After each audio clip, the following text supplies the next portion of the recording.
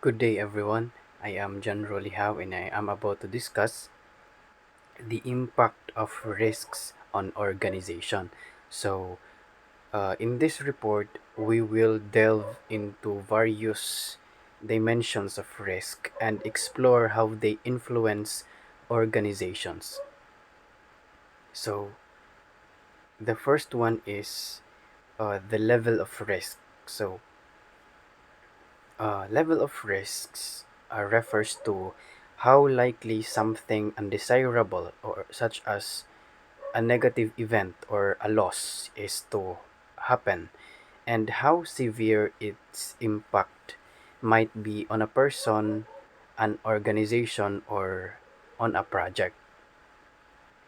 So there are uh, four levels. There are levels of risks. So the first one is minimal or low risk level. So an example of this, as what we have seen in the picture, you know, imagine a small online shop. So sometimes they need to close their website briefly for updates. It's like when a store puts up puts up a "will be back in 5 minutes" sign. So it's a minor inconvenience but doesn't cause big problems. So that is the minimal level. Next is the moderate level. So in moderate or medium risk level, now as in this picture, there's a factory that makes toys. So they rely on one company to supply the special plastic that they need. So if that company has issues, so the toy factory might have trouble in making toys. So it's like relying on one friend for something important. Next is the significant level. So, uh, significant or a high risk level. So, example, think of big airlines. So, in this picture, there's a big airplane that flies all over the world. So, sometimes political problems or dangerous situations can affect their flights.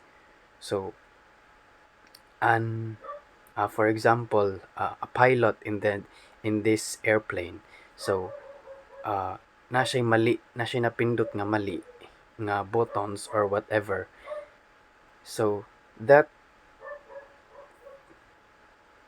that mistake lead to a high risk level. So it could lead to a plane crash. So next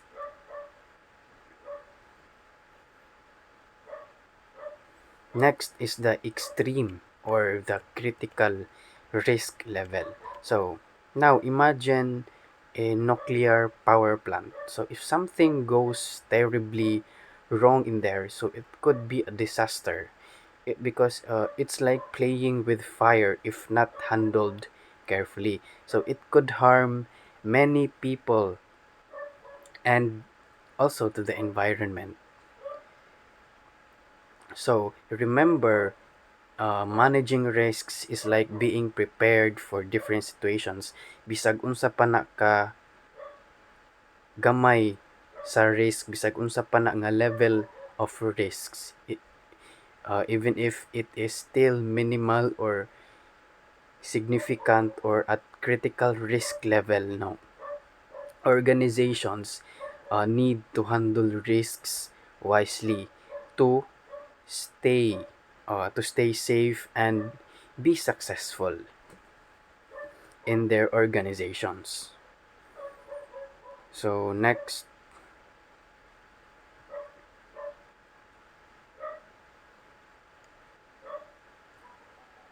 subtopic is the impact of hazard risks. Okay, so now let's talk about the consequences or the impacts of hazard risks. So hazards can have three major impacts. So the first one is the social consequence. So in social consequence, so from the word itself, social, there could be loss of life, death. Now, tragically, hazards often result in fatalities. Also, injuries. People may suffer physical harm. That's due to accidents or whatever injuries. It could be due to the carelessness of that person. So there's a presence of risk. Next is displacement. So the as what we have seen in the picture, no, na yung mga tao nga ni-evacuate, they needed to evacuate due to flood. So next consequence, economic consequences. So in economic consequences, there is a um,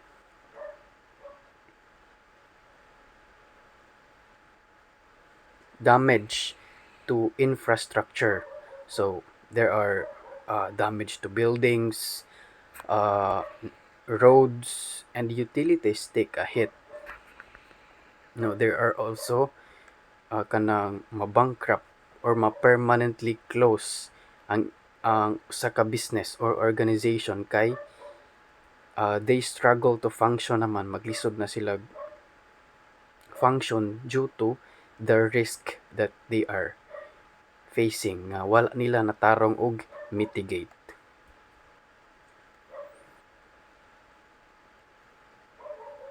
Next consequence is the environmental consequence.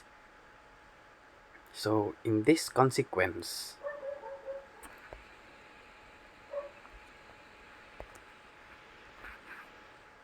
so there is a um, damage of ecosystem. So in this picture, uh, the natural habitat suffer. Yes, uh, there is a wildfire due to the extreme heat, especially nowadays in the Philippines na ay El Nino. Grabe na kayo kainit.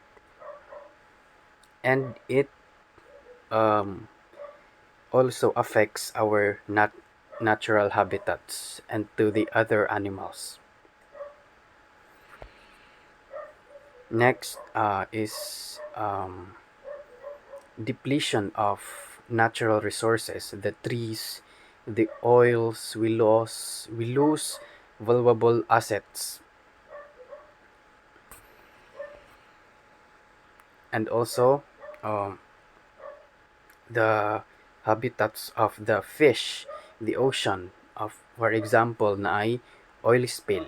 And then kato nga oil spill na na-expose ang marine marine animals, na-expose sila sa oil nga naay chemicals and toxins that results to their deaths. And that's the environmental consequence.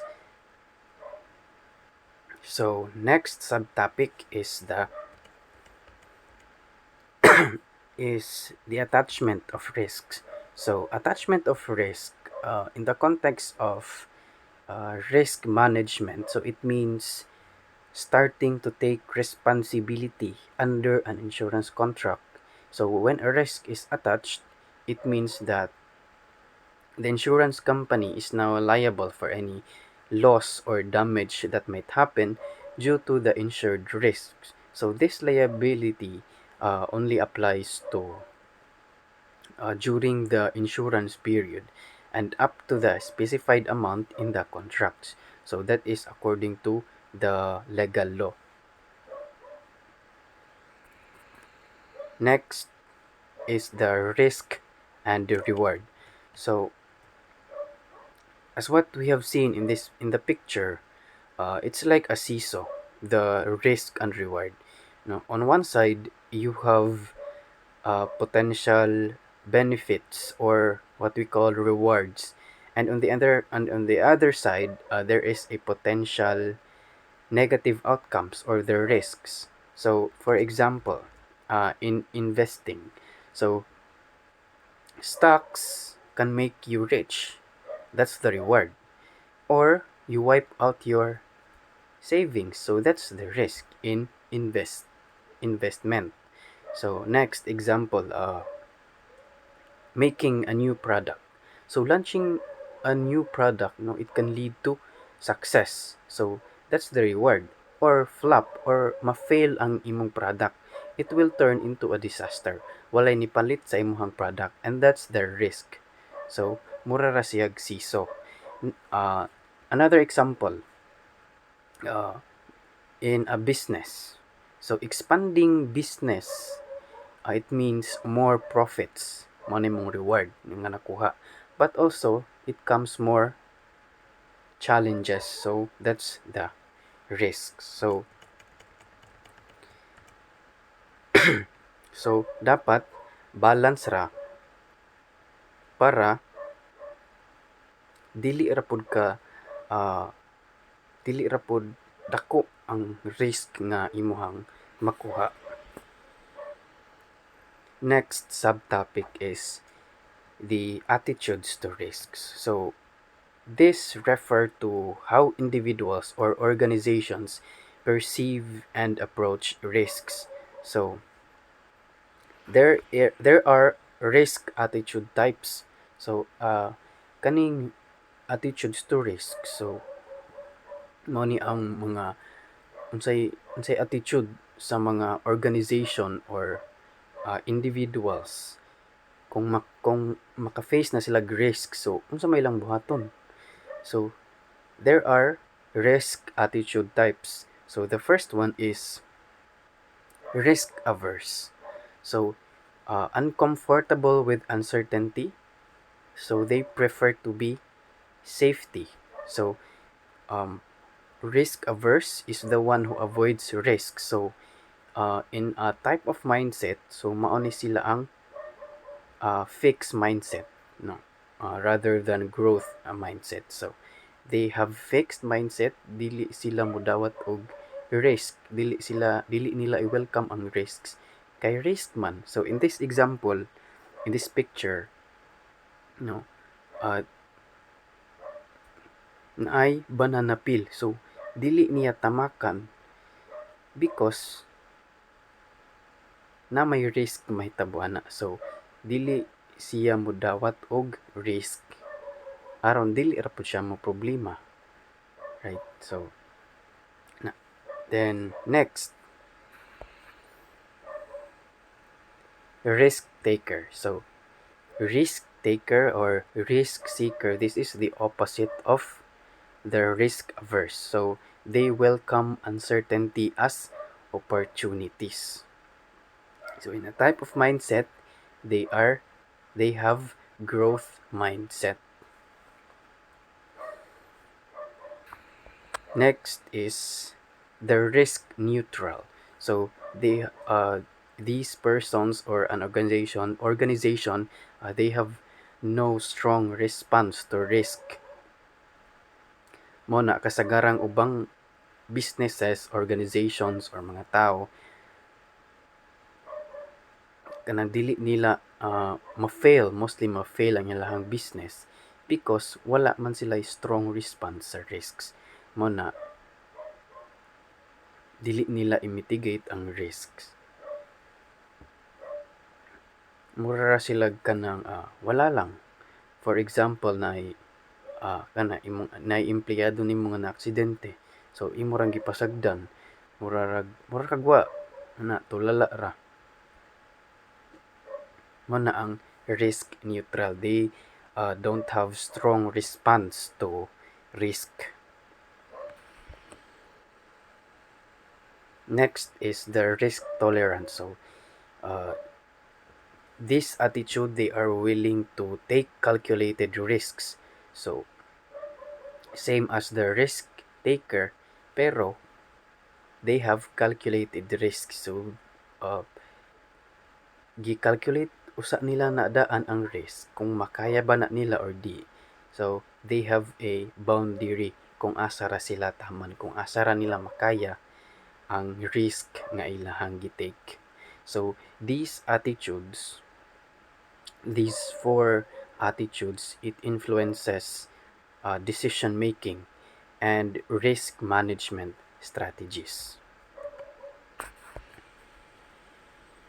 Next is the risk and triggers.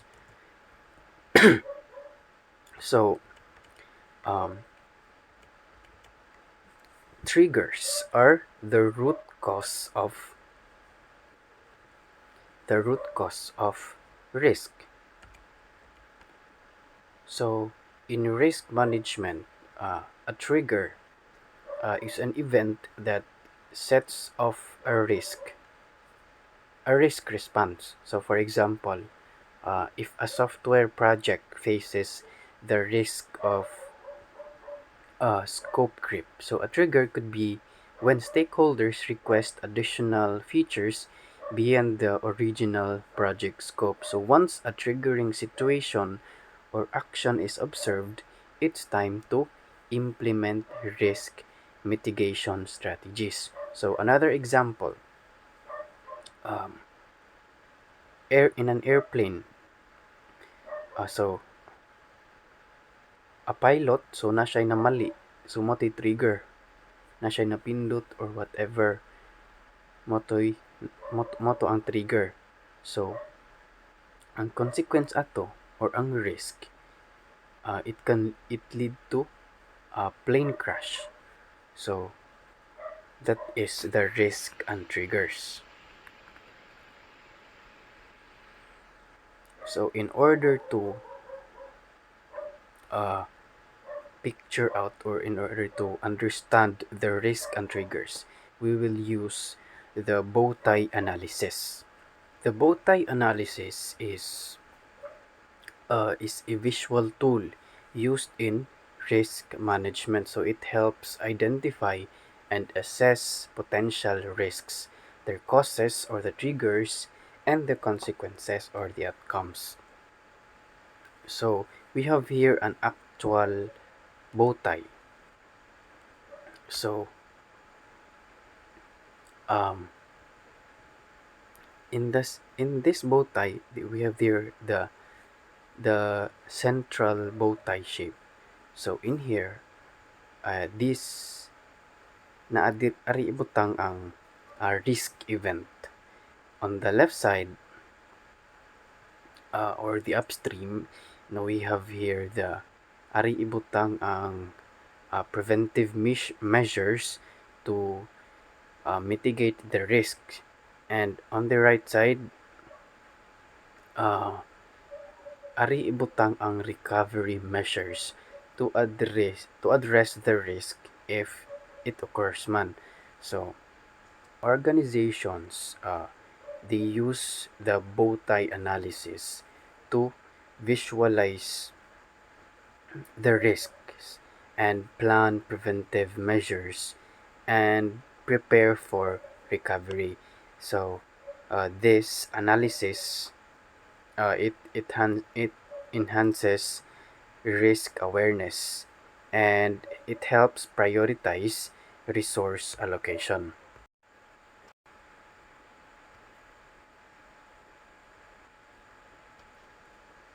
Okay, so we have here an actual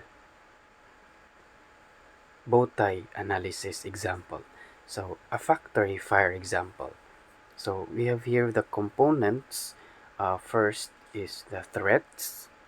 So uh, these are the events or conditions that can lead to the risk. So yes, then uh, the risk event, we have here the central bow tie.